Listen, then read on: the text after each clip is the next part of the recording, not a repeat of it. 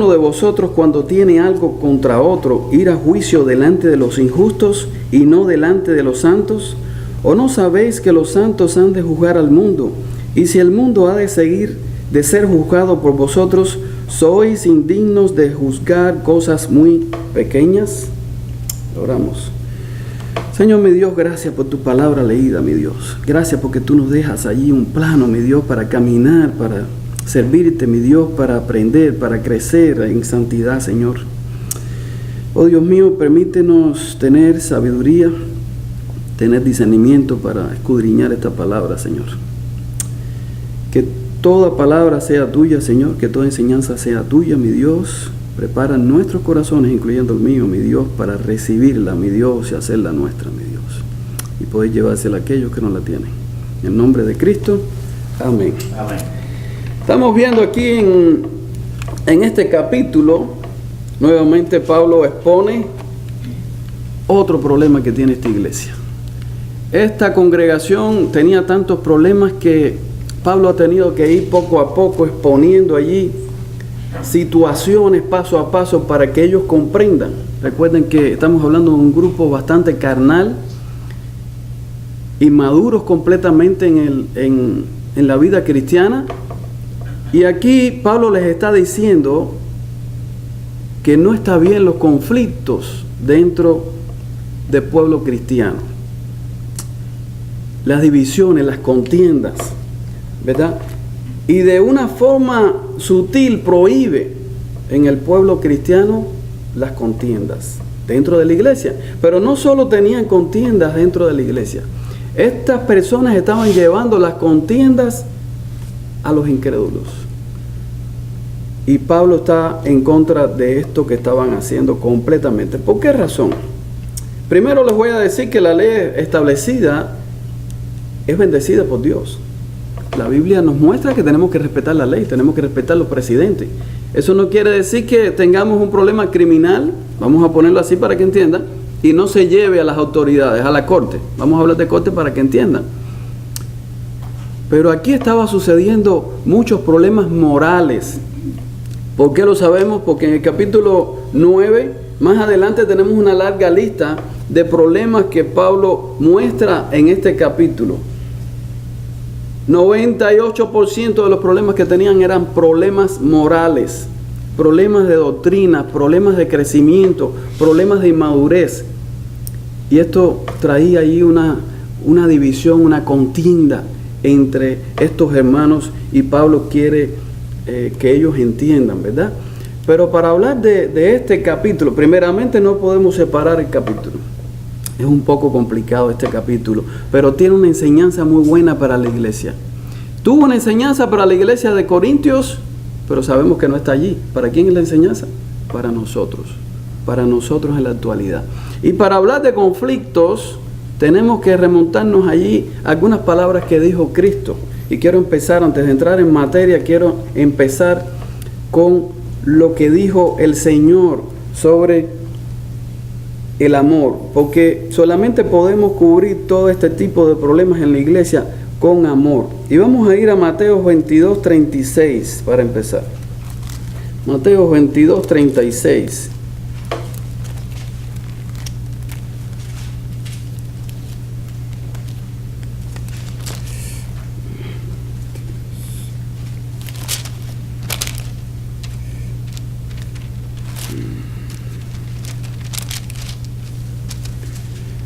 Esta pregunta se la hacen los fariseos a Jesús.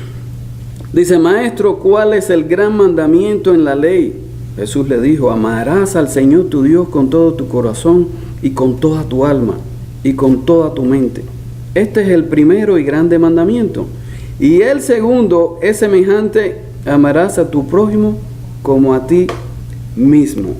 Hermanos, cuando vamos a hablar de la iglesia, de problemas en la iglesia, tenemos que recordar el plano, ¿verdad? El blueprint que nos dejó allí el Señor.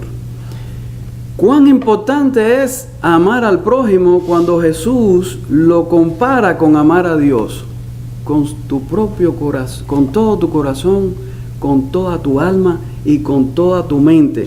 Y el segundo es semejante: Amarás a tu prójimo como a ti mismo. Qué profundo es esto, hermano. Qué profundo es este capítulo. A veces pasamos por alto porque está bien lleno de cosas, pero tenemos que separar y ver de dónde viene esto. Y es de la falta de amor al prójimo. Dice, vamos a ir a Juan 13:35. Yo lo voy a leer, no tienen que, si quieren buscarlo, pueden buscarlo. Juan 13:35.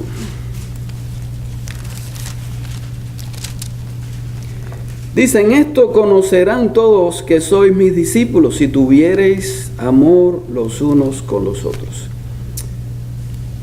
Qué profundo es esto. Y qué falta nos hace en la iglesia moderna en general, ¿verdad? Dice el Señor Jesús aquí, enfrente de los problemas, de los conflictos, de las contiendas. ¿Cómo conocéis a un hermano suyo? O a una congregación que es saludable en Cristo. Tiene que tener amor unos con otros. En otro lugar dice, cubrirás muchos pecados allí cuando convences a un hermano de pecado. Y esto está tratando de pecado. Después vamos a verlo más adelante.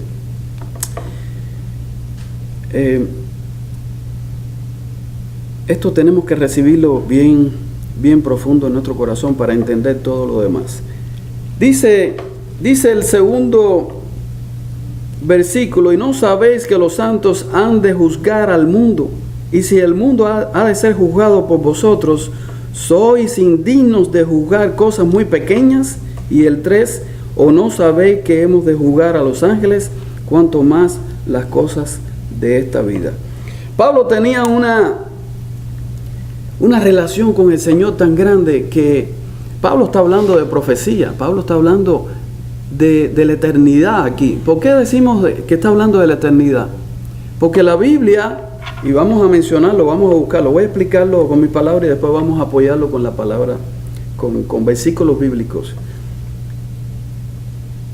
Se le dijo a Cristo que era menor que los ángeles. Se nos dijo a nosotros en la palabra que somos menores que los ángeles. Sin embargo, dice que vamos a juzgar a los ángeles, no solo al mundo, ¿verdad? Sino también a los ángeles. Estos son dos versículos bien complejos, que muchas veces tenemos que dejarlo allí en las cosas no reveladas para el hombre. Pero allí rebuscando siempre encontramos en la Biblia cómo apoyar este planteamiento de Pablo. Él les está diciendo, hermanos, están perdiendo su tiempo, su vida cristiana en problemas aquí triviales de congregación, problemas morales, cuando en un futuro ustedes van a juzgar al mundo y a los ángeles. Qué palabra más linda, qué promesa más linda. Los ángeles van a estar allí por debajo de nosotros. Vamos a ver esto en la Biblia, cómo lo explicamos. Y vamos a ir a Hebreos 2:7. Hebreos 2:7.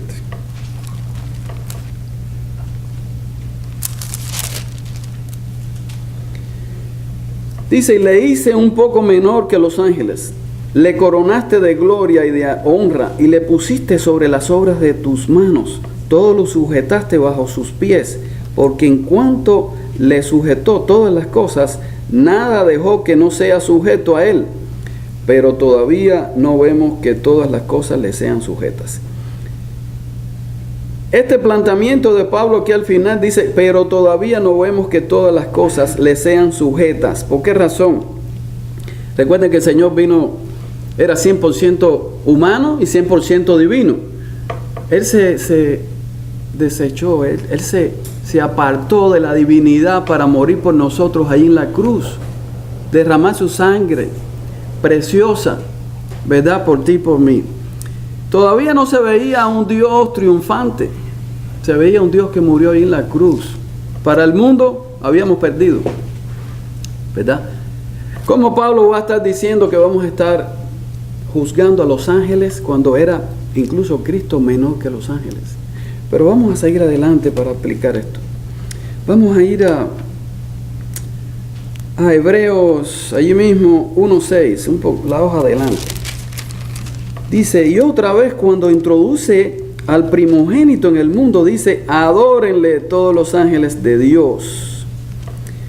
Incluso el Señor, estando en su característica humana completamente, vemos allí cuando nació, ¿qué sucedió? Los ángeles vinieron, ¿y qué sucedió? Y lo adoraron. No adoraron a José, no adoraron a María. Adoraron al niño Jesús, a nuestro Salvador, ¿verdad? Quiere decir que incluso siendo humano, ya los ángeles, 100% humano, 100% Dios, ya los ángeles lo adoraban, sabían perfectamente. Y vamos a terminar con la aplicación de este versículo con 2 de Timoteo 2:12.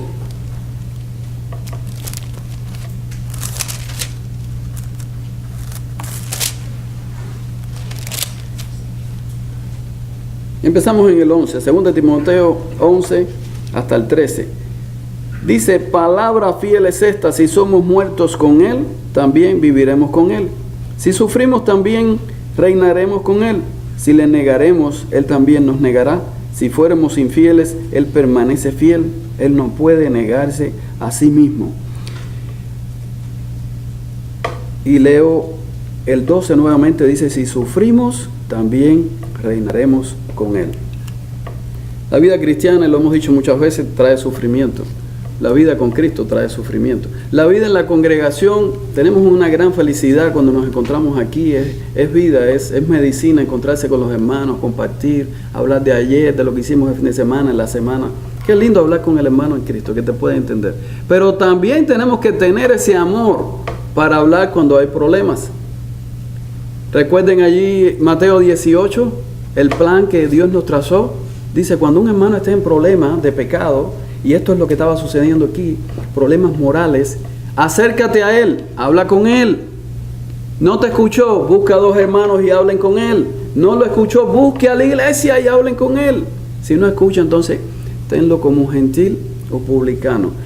Pero al final de este capítulo, Mateo 18, Pedro le pregunta, recuerden, Señor, ¿cuántas veces tengo que perdonar a mi hermano? 7 veces, haciéndose allí es muy santo. El Señor le dijo, 70 veces 7, Pedro. Tenemos que entender que el sufrimiento del cristiano, es decir, la alegría, tiene que estar vinculada también con el sufrimiento de aquellos hermanos. Y esto es lo que está sucediendo aquí. Repito de nuevo porque es muy importante. Acercarnos al hermano con conversaciones, con amor. Tiene que existir el juicio, pero el juicio tiene que ser con amor cristiano, ¿verdad? No puede ser desechar ahí inmediatamente al cristiano. En el capítulo 5 vimos a un hermano que ya no tenía remedio y hubo que usar disciplina dura con él, eclesiástica, y expulsarlo de la iglesia para que ese hermano se convenciera allí de pecado, ¿verdad? Pero tenemos que tener amor, tenemos que seguir el plan de Dios para lograr un buen fruto en la iglesia. El versículo 4 dice, si pues tenéis juicio sobre cosas de esta vida, ponéis para juzgar lo que son de menor estima en la iglesia. ¿Qué estaban haciendo estas personas? Yo he meditado mucho en este versículo y la única explicación que tiene, Pablo les está diciendo, ustedes están llevando sus problemas a los incrédulos. Fíjense. Pero sin embargo dice que están juzgando las cosas de esta vida. ¿Y cómo se explica esto? La iglesia carnal, ¿verdad? ¿Cómo funciona? Ellos tienen salvación, están adorando a Cristo, tienen un templo, le cantan a Dios, se sienten mejor que el mundo. Si el mundo está aquí, ellos vienen aquí. Si el mundo empeora, ellos suben un poquito más. Siempre están mejor que el mundo, pero siguen en pecado y en carnalidad. Ven al mundo más bajo en pecado que ellos, pero ellos están embarrados hasta el cuello. Eso le estaba pasando a esta gente. Ellos no tenían el crecimiento para resolver los problemas, sin embargo sí acusaban al mundo, al pecador, ¿verdad? Y seguidamente dice, ponéis para juzgar a los que son de menor estima en la iglesia. Qué lindo. Eran unos fracasados cristianos, unos pobres cristianos. Sin embargo, aquel nuevo que entraba, que entendía y recibía a Cristo, lo apuntaban allí de pecador y lo arrinconaban y Imagínense esa dictadura, ¿verdad? Con los más simples de la iglesia. ¿Qué problema tan grande existía en esta iglesia? De crecimiento, de orgullo. En el capítulo 4, en el 4, Pablo les dice a ellos, tan orgullosos ustedes que parecen reyes ahí reinando. ¿Qué está pasando? ¿Verdad? Y aquí vemos que Pablo los exhorta con palabra dura. Dice el 5, para avergonzaros lo digo, pues que no hay entre vosotros sabio ni aun uno que pueda juzgar entre sus hermanos. Pablo está llamando a la sabiduría. Pablo está llamando al liderazgo. Pablo está llamando a crecer allí. Ayer tuvimos una clase allí en la reunión de hombres que trajo nuestro hermano Julio sobre sabiduría. Muy buena. Y al final pudimos entender todos cómo podemos ser sabios. ¿Cómo podemos llevar esa sabiduría? Pablo está llamando aquí a un hombre sabio que se levante y tome las riendas de esos problemas. No uno solo, sino de la congregación, porque somos todos. Y la respuesta, hermano, es temor a Jehová. El principio de la sabiduría comienza con el temor de Jehová. Pero no solo eso. Si vamos a la primera carta de los Corintios, aquí capítulo 1, Pablo les da a ellos la fórmula para resolver todos estos problemas y llegar a esa sabiduría. No sé si recuerdan, era santidad, llamados a ser santos, llamados a tener comunión con Cristo y darle la gloria a Dios en todo. Si cumplimos este propósito, individualmente tiene que ser, podemos levantar la iglesia en ese nivel de sabios. Cualquier hermano, cuando hay una iglesia sabia, cualquier hermano puede llamar a otro y decirle, hermano, estamos fallando, vamos a hacer esto. Porque hay sabiduría. Y esa sabiduría viene de una relación personal con Cristo Jesús. Si no tiene sabiduría con el Señor, usted puede aprenderse las escrituras y toda la disciplina, porque esto es disciplina también. La puede aprender y puede profesar de ser un hombre disciplinado y sabio. Le va a fallar, mi hermano, porque eso tiene que ir arraigado en el corazón. Porque es una relación con Cristo, con el Espíritu de Dios. Él es el que lo va a enseñar. Y en el momento adecuado usted va a sacar esa sabiduría para ayudar a los hermanos o ayudar a la iglesia. Eso está diciendo Pablo aquí. Levántese. No hay un hombre sabio aquí. Hay que ver. Dice el 6. Sino que el hermano con el hermano pleitea en juicio, y esto ante los incrédulos. Qué triste. Qué triste que tengamos un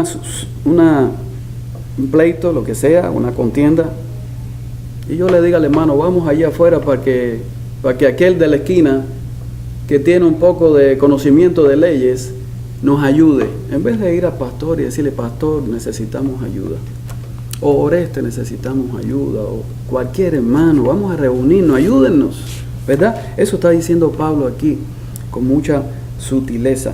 El 7. Así que por cierto es ya una falta en vosotros que tengáis pleito entre vosotros mismos, porque no sufrís más bien el agravio, porque no sufrís más bien el ser defraudados. Aquí Pablo les está exponiendo dos preguntas. Pablo les está diciendo, y esto también es bien profundo, tenemos que remontarnos a otro versículo bíblico, no sufrís el agravio. Hablamos hace un poquito de sufrimiento, de felicidad de compartir con el pueblo cristiano. Para mí no hay un placer más grande que compartir con el pueblo cristiano. En reuniones, en actividades, en el culto, ¿verdad? Delante de Dios. Porque sabemos que cada uno tiene el mismo, hablamos el mismo idioma, sentimos lo mismo y tratamos de mejorar delante del mismo Dios con el mismo espíritu. Qué lindo es eso. Pero aquí Pablo está diciendo, no sufrís el agravio. ¿Qué significa eso? Primero hablamos del amor, ¿verdad? Y esto nos lleva a nosotros a que tenemos que sufrir ese problema con el hermano. Voy a leerlo de nuevo para que se den cuenta. Dice, porque no, esto está al final del versículo 7. Porque no sufrís más bien el agravio, porque no sufrís más bien el ser defraudado. Defraudado viene de fraude. ¿Qué quiere decir fraude? Un hermano que se haga el más cristiano, el más santo del mundo y está embarrado hasta el cuello, tildando a los hermanos menores o tildando al mundo de que él es santo y sin embargo es un fraude. Pero está diciendo Pablo, tenemos que sufrir ese agravio y ese hermano que se está comportando así, tenemos que abrazarlo, tenemos que ayudarlo, tenemos que enseñarle la Biblia, tenemos que tratar de hacer clases para que ese hermano escuche, para que el Espíritu, ¿verdad? Porque es muy fácil darle una patada, tienes que irte, o tenemos que pasar el proceso que dice Cristo. Hablamos con Él, se le dan clases, se le ayuda, ¿verdad? Y tenemos que sufrir. Y quiero ir al capítulo 4 para recordar el sufrimiento de Pablo, porque es muy importante. Como Pablo, porque lo estamos exponiendo así, no recordamos muchas veces qué sufrió Pablo para hablar esto. Y qué podemos sufrir nosotros un día. Porque esto lo podemos sufrir nosotros un día que vamos a hablar ahora, ¿verdad? Para Pablo poder explicar después en el versículo 6 esto. Dice, estoy en el capítulo 4, 1 Corintios, versículo 9. Voy a leer el 9, el 11, el 12 y el 13. Dice, porque según pienso, Dios nos ha exhibido a nosotros los apóstoles como postreros, como sentenciados a muertes, pues hemos llegado a hacer espectáculo al mundo, a los ángeles y a los hombres. Voy para el 11. Hasta esta hora padecemos hambre, tenemos sed, estamos desnudos, somos abofeteados y no tenemos morada fija. Nos fatigamos trabajando con nuestras propias manos. Nos maldicen. Pongan atención a esto. Nos maldicen y bendecimos. Padecemos persecución y la soportamos. Nos difaman y rogamos. Hemos venido a ser hasta ahora como la escoria del mundo, el desecho de todos. Esto mismo lo sufrió el Señor Jesús. ¿Ha sufrido usted alguna vez alguna calumnia siendo inocente? ¿Verdad? Este hombre, Pablo, iba de iglesia en iglesias y el rebaño que tenía era terrible. Esto era terrible lo que había aquí en Corintios, ¿verdad? No se parece en nada a la iglesia que tenemos.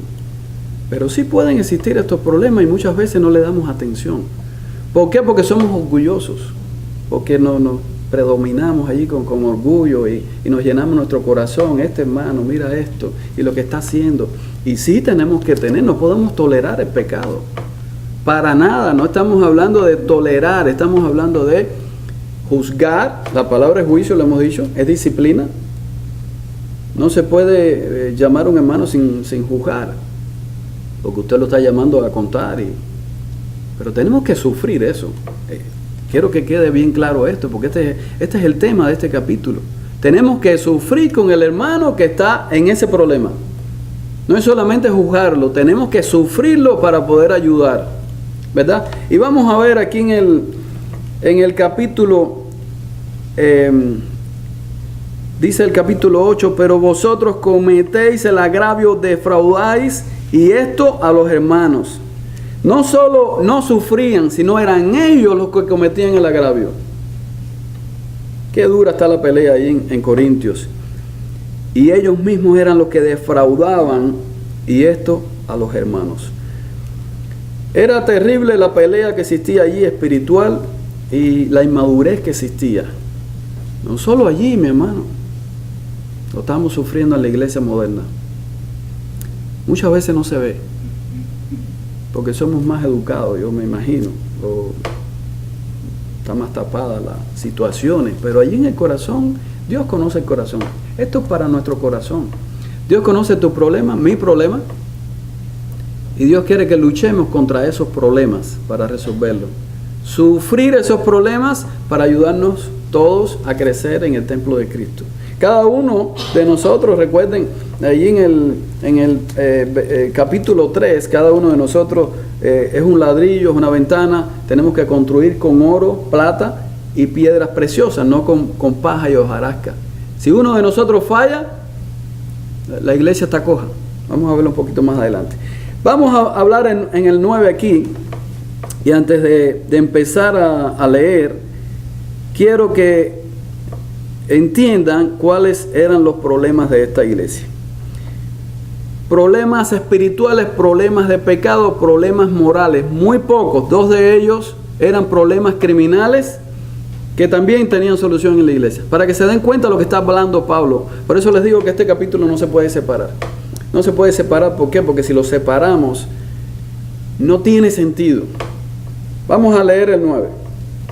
Dice, ¿no sabéis que los injustos no heredarán el reino de Dios?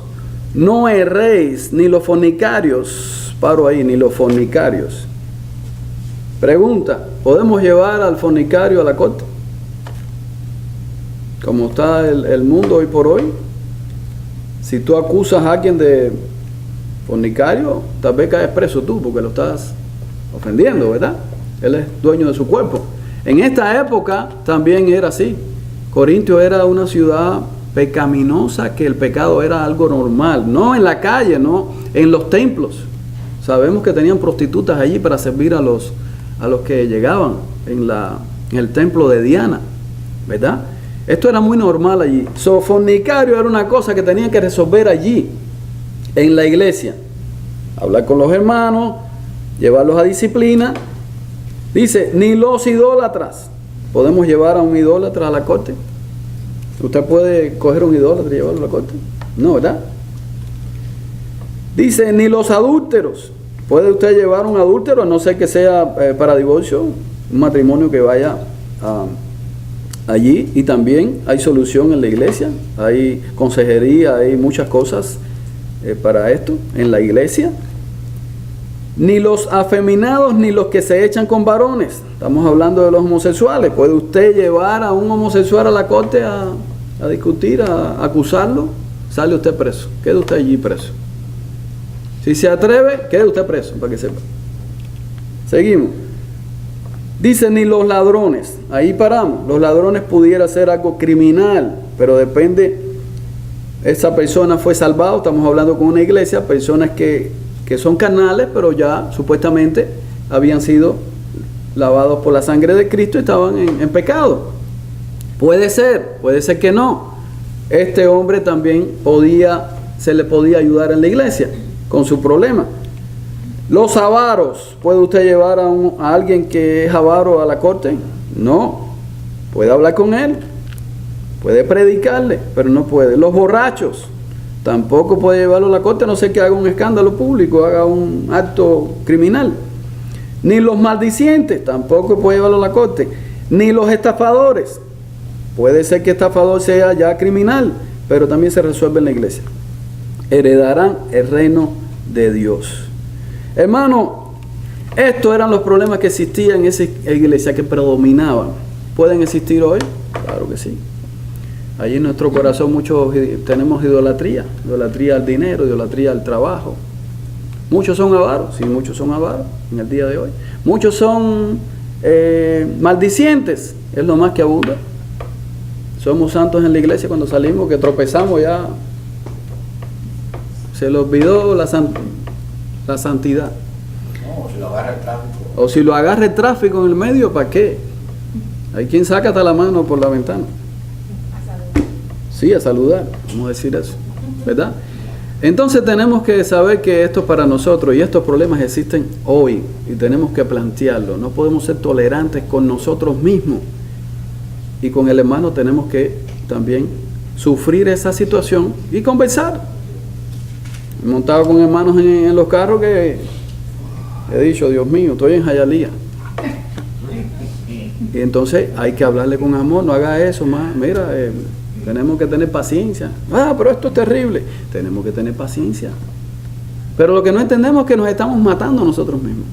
Hermano, la ley de Dios espiritual, cuando entra a tu corazón, no solo te ayuda a buscar la santidad, sino te ayuda a tu cuerpo, a tu mente, a tu corazón, a tu vida. Usted vive con gozo. Los cubanos decimos, tenemos un refrán que dice, a mí me resbala. Tira para acá, ¿verdad? Es un refrán. La vida cristiana, cuando uno se lo deja a Dios, te resbala.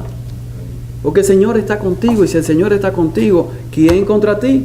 ¿Quién puede contra ti? Cuando usted vive con eso en su corazón, mi hermano, no hay nervios, no hay depresión, no hay nada de eso que está sufriendo el mundo cada día. Los jóvenes están deprimidos, se están matando, se están acabando con las drogas, con todo. Y la solución es esta, ¿verdad? Javier, Sí. algo que tiene que ver con el centro de la elección. Sí. Todos estos problemas estaban pasando y se estaban agudizando porque había una falta de amor en la iglesia. Exacto. Cuando el amor de Dios está en el corazón, entonces sufrimos el agravio. Y lo que tú citaste está muy correcto. Por ejemplo, el amor de Dios en el corazón de Pablo le decía, por ejemplo, nos maldicen y bendecimos. Padecemos persecución y lo soportamos. Nos difaman, que eso es duro, y rogamos. Y entonces, o sea, haga lo que te haga, tú vas a demostrar que el amor de Dios está en ti y tú vas a poder dar la palabra oportuna. Amén. Porque no hay nada más duro que te difamen, que te levanten una calumnia. Bueno, dice que él lo soportaba por amor a Dios. Entonces, lo que faltaba en Corintios precisamente era falta de amor. Falta de amor. Por eso lo llevaban a las autoridades y hacían todo. Y se querían matar unos contra otros. Ayer comentamos esto también. Muchas veces ese amor nos implica callarnos la boca. ¿No puedes hablar? ¿Qué hizo José? Corrió. Muchas veces tenemos que correr. Y Dios nos da la salida. Recuerden que esto lo hemos comentado otras veces. No hay pecado tan grande que Dios no te dé la salida. Dios tiene la salida ahí. Nosotros somos los que nos vamos por la parte más fácil, que es la contienda, el explote, el divorcio. Cuántas cosas y cuán diferente fuera el mundo si nos guiamos por el plano de Dios. Personas duraban 900 años. Después el Señor nos puso en 120 y llegamos allí con mucho trabajo, ¿verdad? ¿Por qué razón es esto? Porque acabamos con nuestro cuerpo. Acabamos con nuestra mente, con nuestro corazón, la avaricia nos lleva a reventarnos allí trabajando y no pensar en familia. Entiendan que el amor a Dios y el crecimiento en Dios nos hace mejores seres humanos. Mejores seres humanos. Y esto tenemos que transmitírselo a nuestros hijos, a la iglesia, a todos. Y el 11, el versículo más importante de esta carta. La respuesta para todo esto. Pablo y quiero explicarlo antes que lo empiece a leer para que lo entiendan cuando lo leamos. Este versículo 11, Pablo está respondiendo algo que los científicos están tratando de negar en la actualidad, ¿verdad? Vamos a leerlo y después lo explicamos. Dice, y esto eras algunos, mas ya habéis sido lavados, ya habéis sido santificados, ya habéis sido justificados en el nombre del Señor Jesús y por el Espíritu de nuestro Dios. Qué palabras más lindas. Qué palabra tan hermosa, mi hermano. Dice, ustedes eran esto. Muchos de ustedes eran esto. Y no dice nombre. Y ya han sido lavados. Hoy quieren justificar la homosexualidad, quieren justificar al ladrón, quieren justificar al estafador. Todo el mundo tiene genes para justificar. Cuando hace 2000 años ya se estaba viendo el fruto de un cambio. ¿Que homosexual puede cambiar? Sí puede cambiar, ahí está. Sucedió hace 2000 años. Y está sucediendo ahora. ¿Verdad? Pero nos olvidamos muchas veces que está el Señor ahí y que Él está peleando por nosotros. Nosotros somos instrumentos allí, soldados de Cristo, mi hermano. La Biblia dice soldados de Cristo. ¿Qué hace un soldado? Salir con la espada todos los días. Pero ese soldado tiene que tener también amor, principalmente en el templo de Dios, en la familia cristiana, porque así nos ayudamos a hacer crecer la obra. Qué versículo más bonito este. Gloria a Dios. El 12. Todas las cosas me son lícitas, mas no todas convienen. todas las cosas me son lícitas, mas yo no me dejaré dominar de ninguna. Y aquí tenemos que también expandirnos un poco en la Biblia, porque aquí Pablo salta de una cosa, de una explicación bien profunda para otra. Dice, todas las cosas no son lícitas. Sería muy sabroso para el pecador, ¿verdad?, agarrar este versículo y no seguir leyendo y decir, todo esto es lícito. ¿Tenemos libertad en Cristo? Sí, tenemos libertad en Cristo, hermano.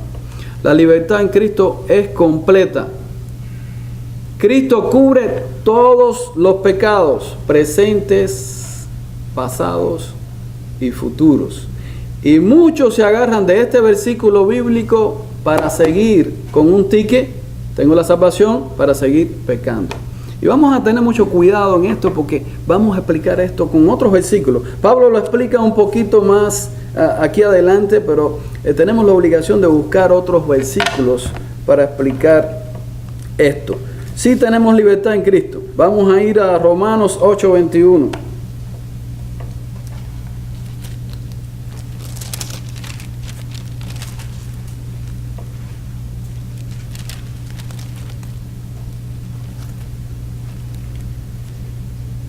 Dice, porque también la creación misma será libertada de la esclavitud de corrupción a la libertad gloriosa de los hijos de Dios. Libertad gloriosa de los hijos de Dios. Somos libres en el Señor, ¿verdad? Vamos a ir a Romanos 8:33, un poquito más adelante, en el mismo capítulo 16. ¿Quién acusará a los escogidos de Dios? Dios es el que justifica. ¿Quién es el que condenará? Cristo es el que murió, más aún el que también resucitó, el que además está a la diestra de Dios, el que también intercede por nosotros. Tenemos libertad en Cristo, nadie nos puede acusar, solamente el Señor. Estamos hablando en general. Tenemos libertad, pero ahora vamos a entender hasta dónde llega esa libertad. Vamos a Gálatas 5:13.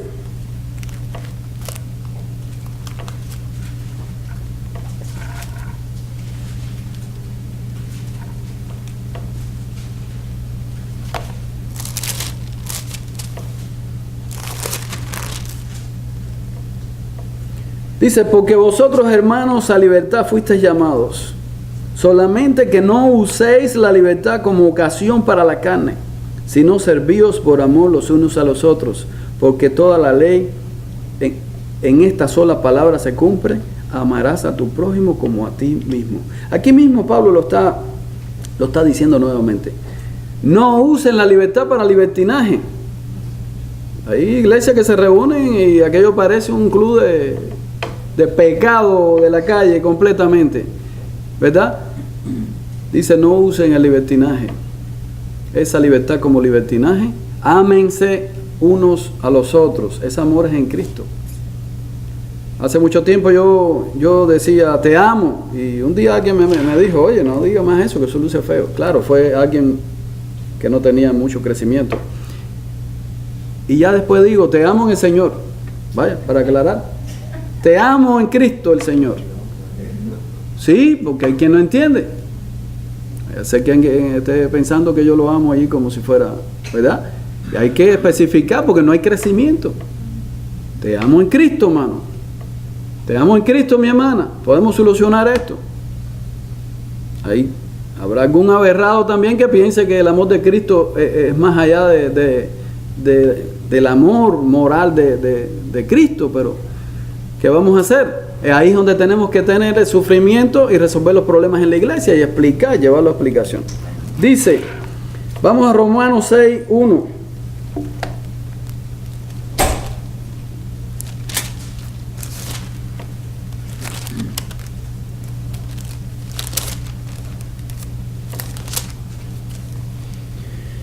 Romanos 6:1 dice, ¿qué pues diremos?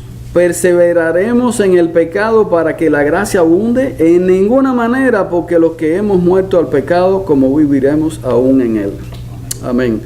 Hermanos míos, sí tenemos libertad en Cristo. ¿Alguien puede caer en un pecado como cristiano? Ahí está el Señor esperándote que dejes trastazo contra el piso para que te avergüences y vayas de rodillas delante de Él. Sí tenemos la libertad y no perdemos la salvación. Pero fíjense lo que está diciendo Pablo. El pecado trae dolor. ¿Recuerdan allí a David, rey David?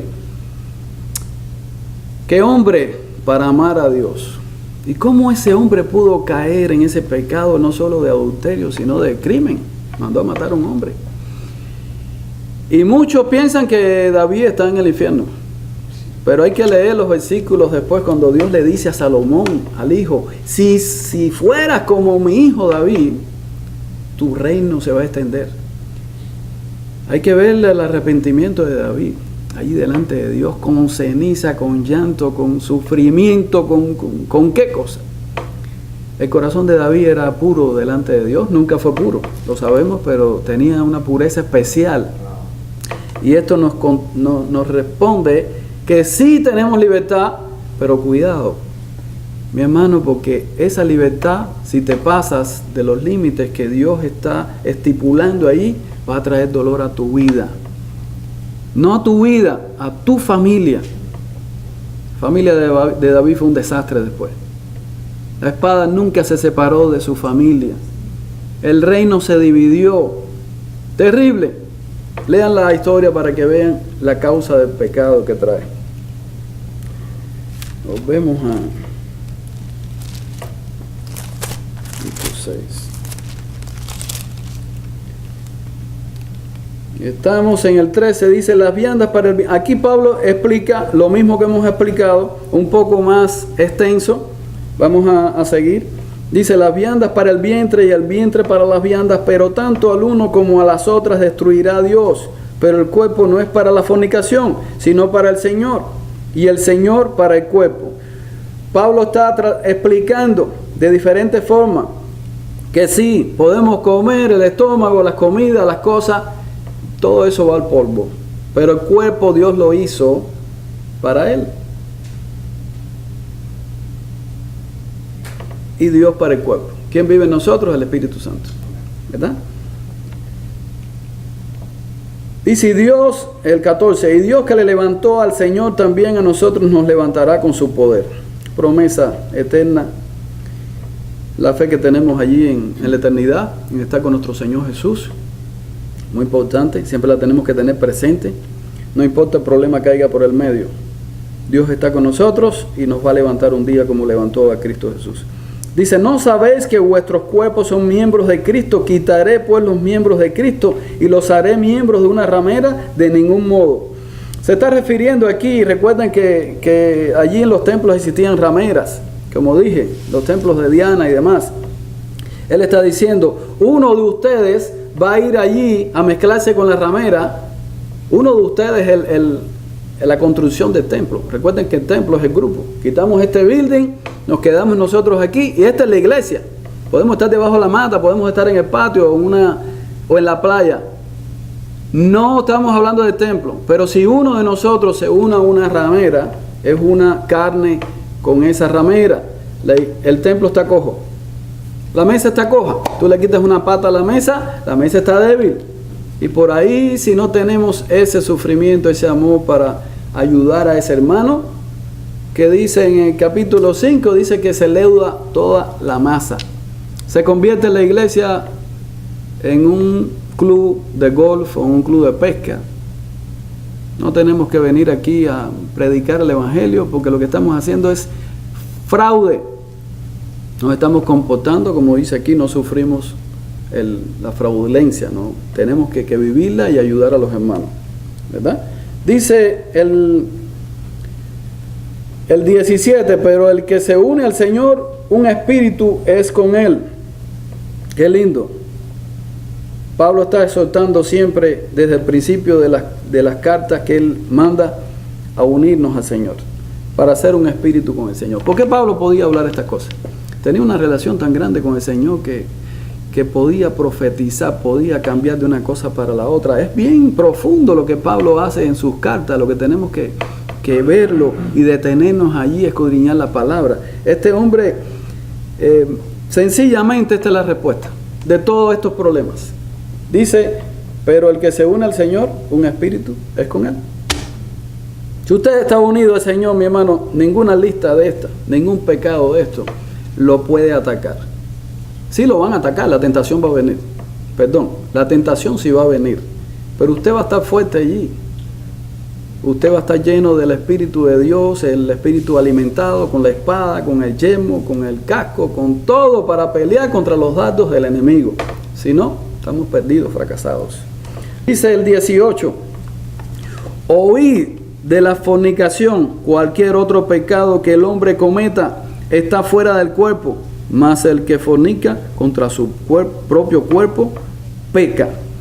Pablo siempre apunta allí a la fornicación porque es el problema más grande que existe en estas iglesias en estos tiempos de Corintios. También existe en la actualidad.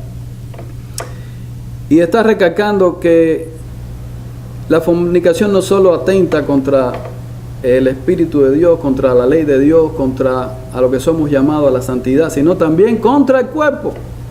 Dice, cualquier pecado otro es fuera del cuerpo, pero fornicación es contra el cuerpo, es con el cuerpo. Y nos tenemos que poner a pensar cuántos problemas ha traído esta pequeña palabra, este acto de placer, que abunda mucho en la actualidad. Familias separadas, no solo la familia, la sociedad está separada producto de este acto que no está bien delante de Dios.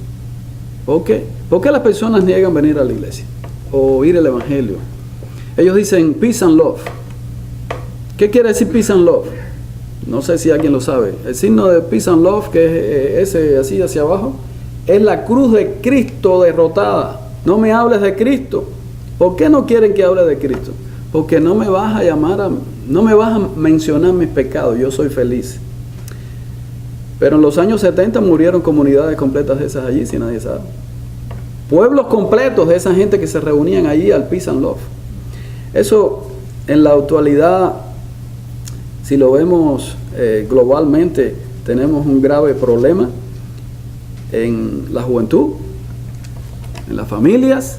Los matrimonios hacen una fiesta de $80,000 y a los 6 meses se están divorciando con un divorcio de $500,000. Y es triste, ¿verdad? Pablo está llamando a que tomen conciencia y espiritualidad y dejen este gran pecado. Dice, ¿o ignoráis que vuestro cuerpo es templo del Espíritu Santo, el cual está en vosotros, el cual tenéis de Dios y que no sois vuestro? El Señor es dueño de nuestro cuerpo. El Señor es el que nos da la habilidad de respirar, de caminar, de trabajar, de actuar. Tenemos que darle, recuerden en el capítulo 1, darle la gloria a Dios. Y eso incluye nuestro cuerpo. A veces no estamos contentos con Él. Especialmente cuando pasamos de ahí se encuentra. Empiezan los problemas, ¿verdad? Pero tenemos que agradecer a Dios tanto, hermano. Por las manos, por el aire, por los movimientos, por salir, por pensar, por decidir, por poder estudiar su palabra, por poner a reunirnos. Mucha gente no puede reunirse en la iglesia porque están enfermos. Y tenemos que tener un corazón agradecido delante de Dios y saber que somos de Él. Y Él nos ha dado libertad. Recuerden el versículo anterior. Tenemos libertad en Cristo para hacer todo. Todo no es lícito. No todo me conviene, dice Pablo. Pero sí tenemos libertad. ¿Verdad? Dice el 20. Porque habéis sido comprados por precio, glorificad pues a Dios en vuestro cuerpo y en vuestro espíritu, los cuales son de Dios. Y vamos a ir a Tito 2:13. Tito 2:13. Dice, guardando la esperanza bienaventurada y la manifestación gloriosa de nuestro gran Dios y Salvador Jesucristo, quien se dio a sí mismo por nosotros para redimirnos de toda iniquidad y purificar para sí un pueblo propio, celoso de buenas obras. Mi Dios, tu Dios, se dio por nosotros. Nos compró con su sangre. Usted fue comprado por la sangre de Cristo. Pero no fue comprado porque usted era valioso. Ese es el tin de la cosa. Usted fue comprado siendo sucio, pecador, abominable, enemigo de Dios. Dio su vida por usted y por mí. ¿Usted diera la vida por un enemigo? Tal vez usted diera la vida por un hijo, por un amigo, no sé. Pero por un enemigo. Cristo dio su vida por nosotros, derramó su sangre preciosa y nos compró. Somos propiedad del Señor. Dice que somos sellados con el sello ahí de la vida eterna y ni nadie puede arrancarlo de la mano de Él. Qué lindo saber eso, ¿verdad? Tenemos que agradecer al Señor, tenemos que darle gracias al Señor por todo. Vamos a orar. Señor, mi Dios, gracias por tu palabra, por tu estudio, por la ley que impusiste, mi Dios, allí, que es agradable, mi Dios, al corazón y a la mente, mi Dios. Alabado sea tu nombre, mi Dios, permítenos serte fiel en todo. Ayúdanos en este camino, Señor. Danos amor, mi Dios. Mueve en nosotros ese amor allí en tu obra, en nuestro grupo cristiano, mi Dios, para poder hacer lo mejor que podamos para ti, Señor. Para gloria y honra tuya, que sea así, mi Dios. Que toda la gloria sea para ti, mi Dios. Ahora te pedimos que seas con el resto de las actividades y la predicación del pastor y todo lo que se está haciendo en el mundo en tu nombre, Señor. Que sea un día de crecimiento y de salvación, Dios mío. En nombre de Cristo. Amén.